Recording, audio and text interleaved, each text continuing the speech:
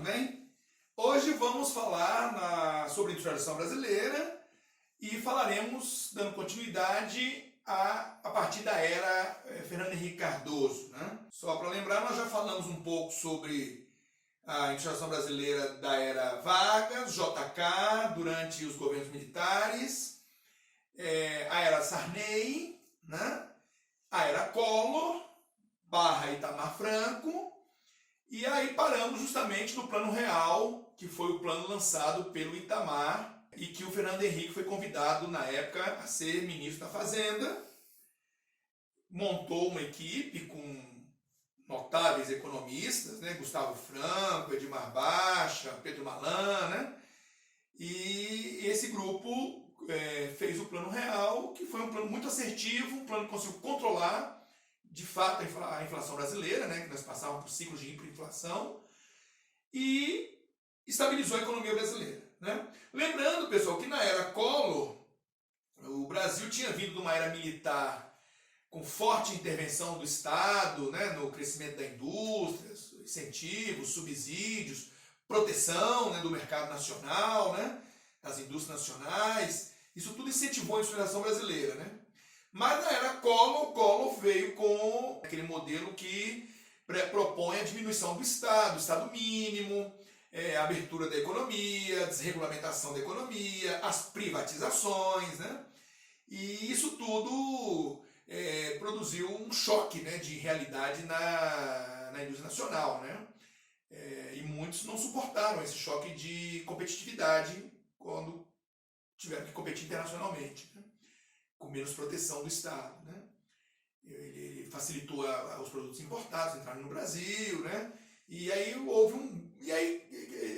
os anos 90 também são aqueles anos do final da Guerra Fria, a globalização sofreu uma expansão, né? A chegada da internet, das telecomunicações facilitou muito a integração mundial. Então, nesse boom de crescimento global, o Brasil estaria mais aberto a capitais e a empresas estrangeiras e a produtos estrangeiros. E isso tudo produziu um choque de competitividade. Muitos não sobreviveram a isso, faliram. Outros tiveram que fazer fusões, né, em grupos maiores e tudo mais, foram vendidos, né, para poder otimizar, né, os custos, né, e melhorar a escala, né. Outros começaram a procurar mercados internacionais para poder otimizar também, né, o seu custo de produção, né.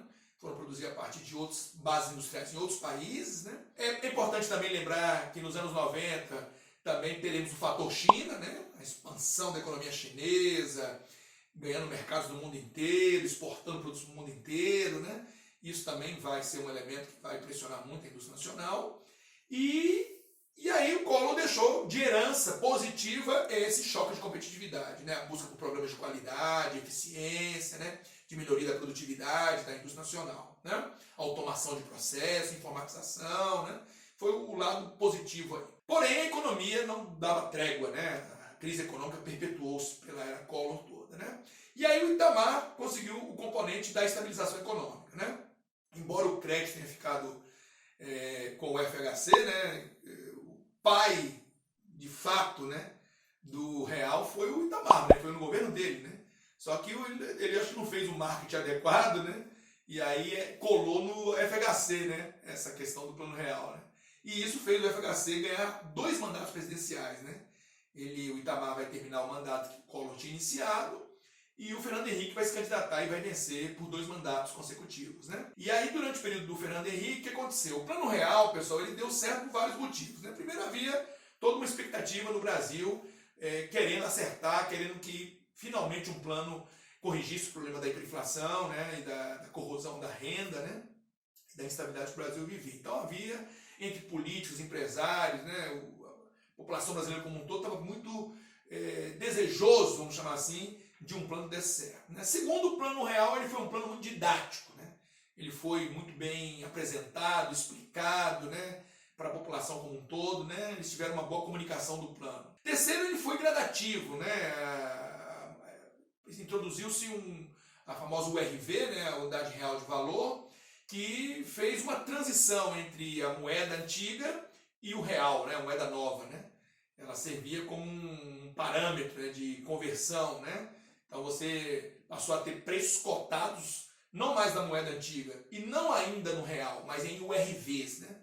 Então eu tinha lá uma canequinha dessa, ela tinha um valor fixado em URVs, né? E todo dia você via o valor da URV, quanto eu deveria multiplicar aquela URV para ter o preço final desse produto na moeda do momento, né? E aí aos poucos você foi pondo fim àquela inflação residual, né, que estava sempre sendo embutida futuramente nos preços, né, que realimentava o processo inflacionário no Brasil, né? Então essa caneca passou a custar, sei lá, 2 URVs o ano inteiro, né? Mudava o valor da URV, mas a URV era a mesma, né? Então isso foi apagando, de certa forma, da memória aquela inflação que vivia se embutindo nos preços futuros, né? Porque, já sei que a inflação esse mês vai dar 30%, já vou meter 30% no valor da caneca no início do mês, né? E isso realimentava a inflação. Isso é um problema sério que o Brasil tinha, uma espécie de ciranda inflacionária, né? E aí isso, a URV quebrou. E depois transitou da URV para o real, né? E o real começa com a paridade com o dólar, né? R$1, $1, né? Claro, pessoal, que para fazer essa mágica, né, de R$1, $1, você precisa disponibilizar de fundos, né? O Banco Central precisa pegar dólares que estão acumulados em seus caixas lá no Tesouro e ele coloca esse dólar no mercado, à disposição do mercado. Ele vende dólares, né? Os dólares, né? E aí, quando o dólar começa a ser vendido em grandes quantidades, o seu preço tende a cair, né? Porque você tem uma oferta grande de dólar, né? Você está ofertando muito dólar para o mercado, e quando a oferta aumenta, o preço cai, né? E aí, quando você derruba o preço do dólar artificialmente, né? Você, de certa forma, valoriza o real, né? Porque você derrubou o dólar, né? E aí você consegue essa paridade, né, com esse tipo de ação. Só que essa ação enfraquece o caixa do Estado brasileiro, né? Você está tirando dinheiro das nossas reservas cambiais, que é o dinheiro que o Brasil usa para pagar suas dívidas lá fora, né? E aí você tem que ter muito cuidado com essa operação, né? Porque se você se delongar muito nessa euforia, né, de ter uma moeda forte, né, e a classe média brasileira fica muito feliz, né, porque com dólar igual ao real, né, sua moeda nacional valorizada, você importa muita coisa, né? Você pode viajar para o exterior, né? Com a moeda forte, fazendo suas compras e tudo mais, e aí é uma evasão, né, de dinheiro do Brasil, e aí se você não ficar atento, essas reservas vão diminuindo, e chegam a níveis perigosos, né? Quando o mercado percebe que você não tem reserva mais para arcar com seus compromissos lá fora, né? E aí você é visto como uma figura que está próximo a uma falência, né?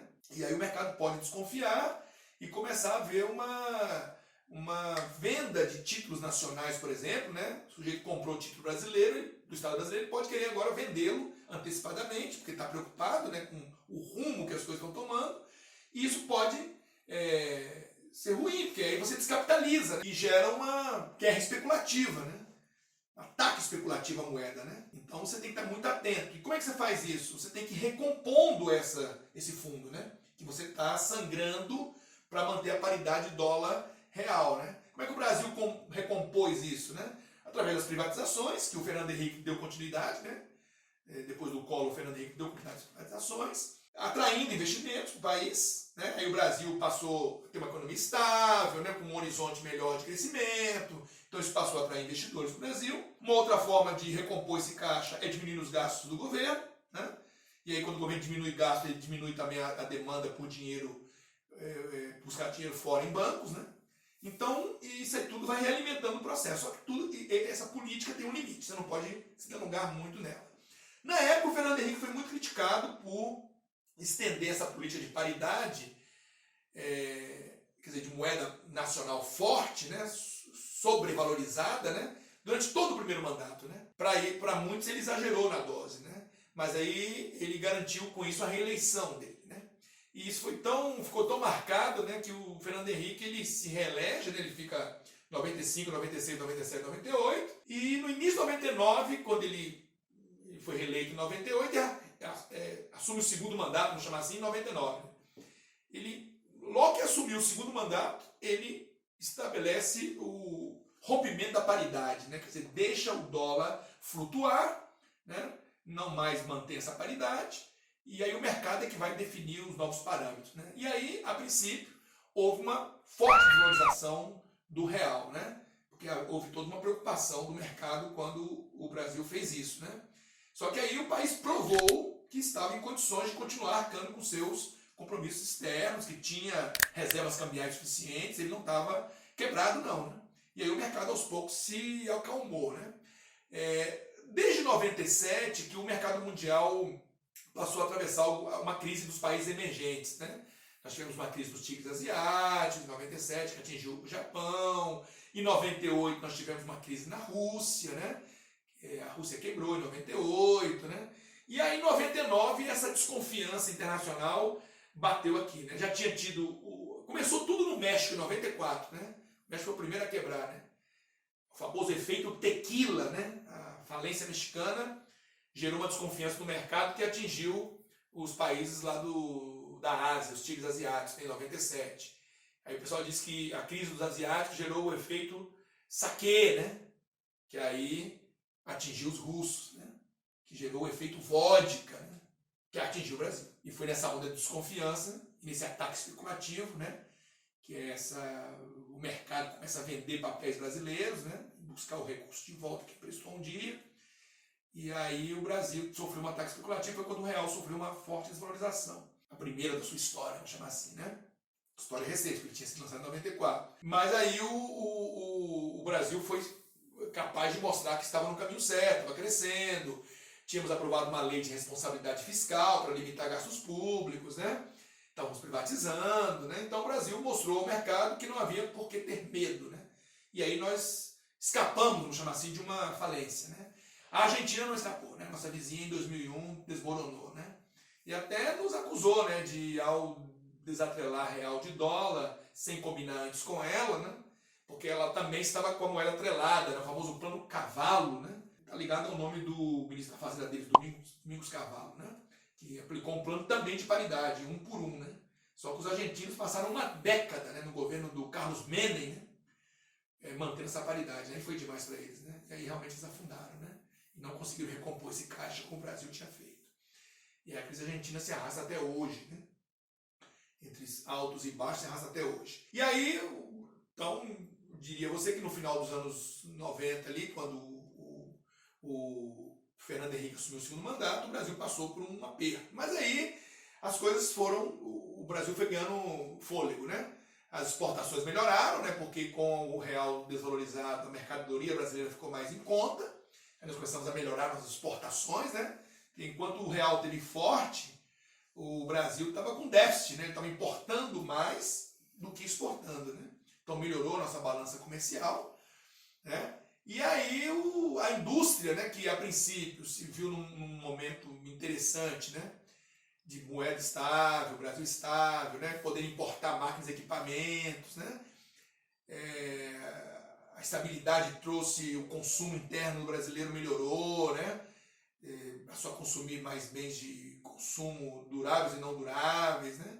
Então foi um momento importante que a indústria viu naquele primeiro mandato do Fernando Henrique. Porém, com a persistência do real forte, até 99, a indústria também se ressentiu nas exportações, né? Porque as mercadorias do Brasil ficaram caras, ela ficou mais sustentada no mercado interno.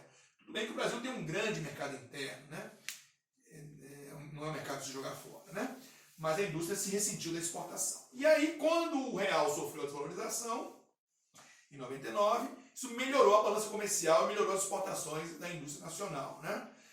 Porém, pessoal, tanto o Collor como o Fernando Henrique, eles não tiveram assim um programa de incentivo à industrialização, né? Eles fizeram diferente do que os militares tinham feito. O militar ele teve uma forte intervenção estatal, né, a favor da industrialização.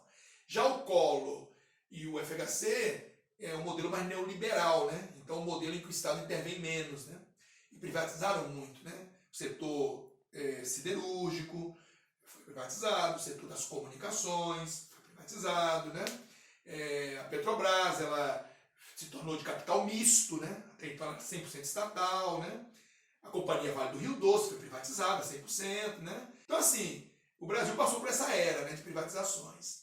E a indústria ficou muito atenta a tudo isso e observando todo esse cenário, né?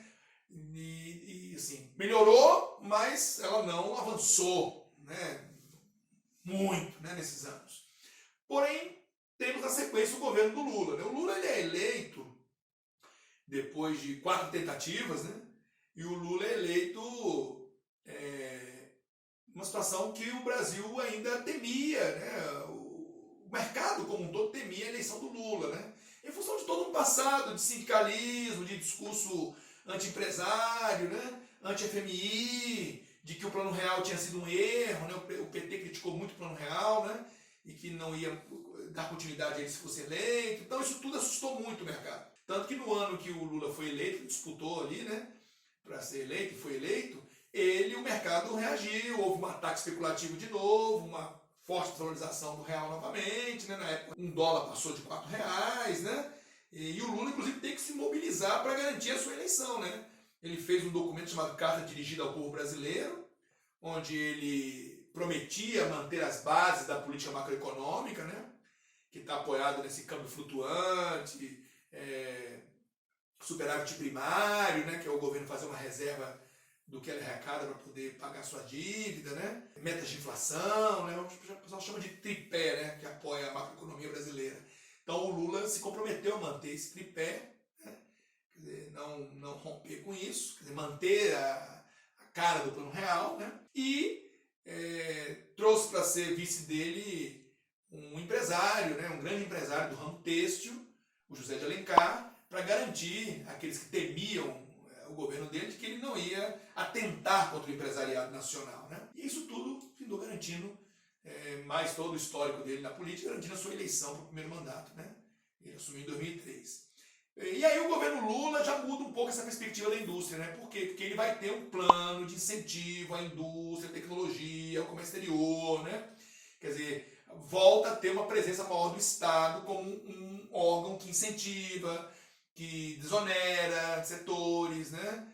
Que cria programas de modernização, de incentivo a avanço da tecnologia e ganho de produtividade, né? Então o Lula ele implanta um programa. Claro que esses programas, pessoal, não vão sair do papel e virar realidade do dia para a noite, né? Até porque nos governos Collor e Fernando Henrique houve um certo desmonte de estruturas dentro do governo, de órgãos, de comissões, né? de câmaras de debate, tudo isso tinha sido desarticulado nos dois presidentes anteriores, né? E aí vai ter que se recompor toda essa estrutura de novo, né? Mas aponta-se um caminho, né? Para que a indústria brasileira volte a investir, a crescer, né? A ampliar sua capacidade produtiva, porque se você for ver ao longo da história toda, o Brasil ele teve um ápice de industrialização ali nos governos militares, né? Mas depois disso você vai ver que a industrialização brasileira, a participação da indústria de transformação brasileira no PIB, ela passa a ser decrescente, né? Com alguns saltos, né, nesse caminho, mas é uma curva que tem um ápice, vem ali dos anos 30, né, com Getúlio, tem um ápice no governo militar e depois uma queda, permanente queda, né? E hoje nós estamos com a participação da indústria de transformação no PIB brasileiro do tamanho que tínhamos lá nos anos 40, né? Quer dizer, o Brasil sofre daquele processo de desindustrialização precoce, eu já comentei, né? E aí isso é ruim, porque é emprego que não se gera, é desenvolvimento tecnológico que também não se incentiva, né? Balança comercial em termos de exportação que o Brasil também deixa de ganhar, né? E trazer mais dinheiro forte para o país. Então, não é uma boa, né? Uma boa trajetória, né? E aí o Lula viveu momentos bons, né? Desse 2003 até meados de 2008, 2010, né? Conseguiu se reeleger, no primeiro mandato dele ele foi assolado lá por aquele escândalo do mensalão, né? De que se pagava a deputados para votarem em planos do governo, né? Isso findou maculando o primeiro governo, o mandato do Lula, né? Só que ele conseguiu se descolar dessas denúncias todas, né? Alguns integrantes chaves do governo dele, né? Como José Disseu, Buchiquem, né?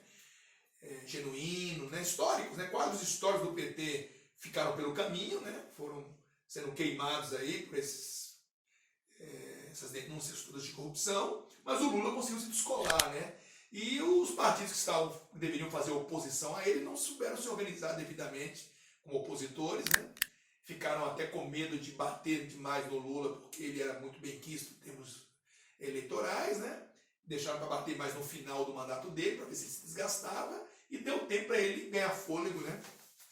E durante o governo dele, ele incentivou mais programas sociais, principalmente para o Nordeste e Norte, né? A relação do salário mínimo melhorou bastante, o incremento do salário mínimo, né? Aumentou a taxa de emprego, né?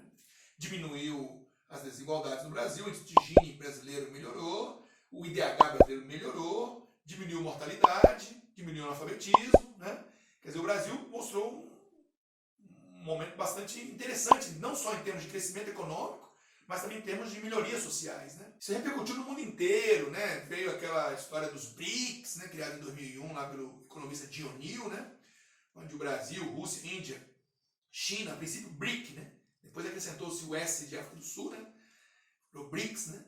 Que era apontado como os emergentes que estavam crescendo de vento em popa, né? A The Economist, a revista famosa aí, mostrava o Cristo Redentor, né?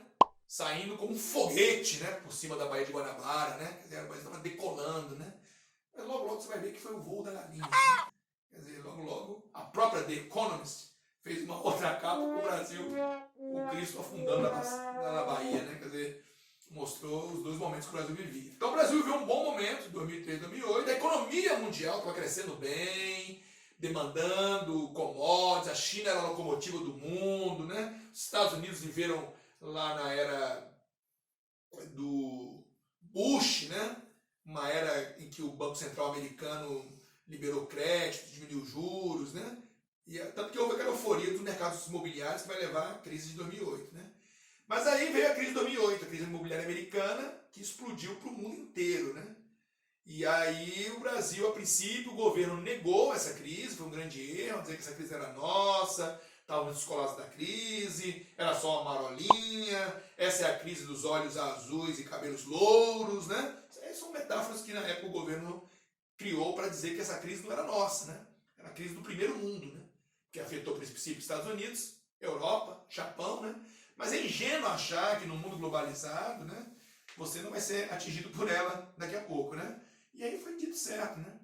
Encolheram essas economias do primeiro mundo, a China pisou no freio, que vende muito para esses caras, né? E compra muito do Brasil, os chineses, né? Nosso maior parceiro econômico. E aí aquele boom dos commodities, né? Dos anos, da década de 2000 ali, né? Vai começar a chegar ao seu fim, né? Porque a China vai frear, pisar no freio e aí vai chegar no Brasil, né? E aí o governo, a princípio, ignora tudo isso, até porque está de olho nas eleições, né? Que é garantir a eleição de mais um mandato do partido que está no governo, né? Que é o mandato que a Dilma, né, vai vencer, né? Quer dizer, o Lula, ele findou terminando seu segundo mandato ainda na inércia do sucesso que vinha se tendo, né? Porque essa crise, ela bate em 2009, 2010 no mundo e demora um pouco mais para chegar por aqui, né? E aí isso garante a eleição da Dilma no primeiro mandato, aí a Dilma vai começar a enfrentar já os primeiros sinais da crise, né?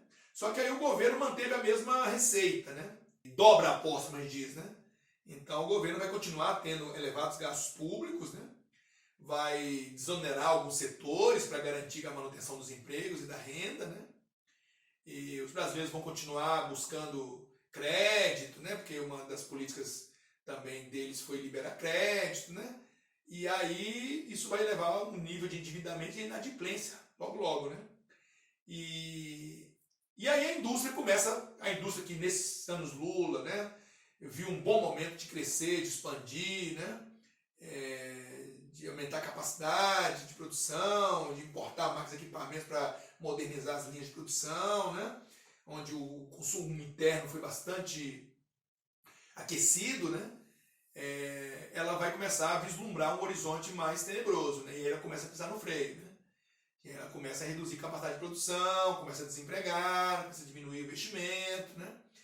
E aí a Dilma ainda consegue vencer o segundo mandato dela, né? E nesse segundo mandato ela vai começar a sofrer muita pressão. Ela ganhou o segundo mandato muito apertado, né, na disputa com Aécio Neves. Então saiu dali muito polarizado já, né, muito dividido o eleitorado e a política nacional, né? E aí ela vai começar a sofrer pressões de vários setores, né? E ela até que vai tentar um pacote de reformas lá no Congresso, né? o ministro era o Levi, né, que ainda tentou aprovar o pacote, mas o Congresso começa a rejeitar, porque aí começa toda uma movimentação do próprio Congresso, onde a Dilma não tinha muita penetração, né? É importante lembrar que a Dilma não era uma política de carreira, né? Ela, o primeiro cargo eletivo dela foi para presidente da República, ela venceu com o apoio do Lula, né? E ela não transitava muito bem ali no Congresso, né? Muitos até achavam que ela fazia pouco caso de deputados e senadores, né? Não os recebia com muita frequência, não fazia aquele jogo político, né? E o Temer, por exemplo, fazia muito bem, que o Lula fez muito bem, né?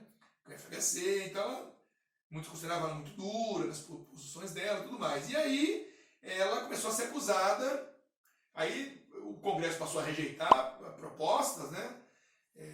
O Eduardo Cunha, que na época presidia o Congresso, começou também a dificultar a caminhada desses projetos e começaram a chover pedidos de impeachment em relação à pedalada fiscal, né? Quer dizer, a Dilma teria feito transferências de recursos de bancos públicos para o Tesouro, né?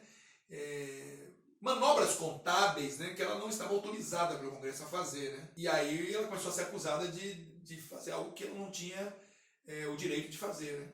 Ela alegou na época que outros anteriores a ela também faziam algo semelhante, né? Tanto Lula como o FHC. Só que ela não contava com o apoio do Congresso, né?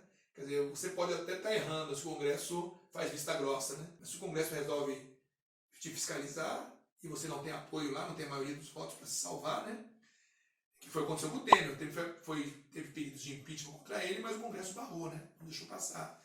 Que ele conseguiu construir uma base lá para aliada, né? Inclusive com transferência de recursos, emendas parlamentares para deputados e senadores aplicarem em suas áreas, seus redutos eleitorais, né? E aí a Dilma também conta com uma puxada de tapete lá do Temer, né? E começa a soltar bilhetinhos, né? E articular com o Congresso, né?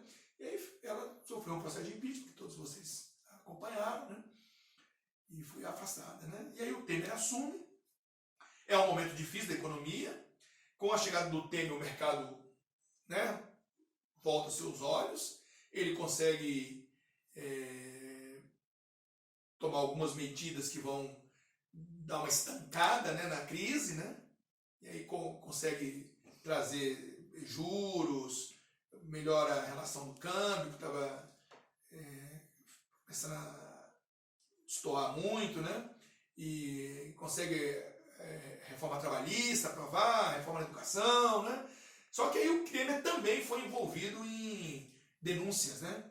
Com a JBS, Porto de Santos, né? Denúncias contra o Temer, que levariam ao seu impeachment a princípio, mas aí o Congresso barrou todos os pedidos de impeachment, e aí o Temer gastou muitas energias dele em se manter na presidência e não sofrer impeachment, não ser afastado, né? Até porque ele passaria a ser julgado pela justiça sem a proteção do cargo, né? Então aí ele vai gastar o resto do tempo dele se defendendo, né? Das acusações e tudo mais.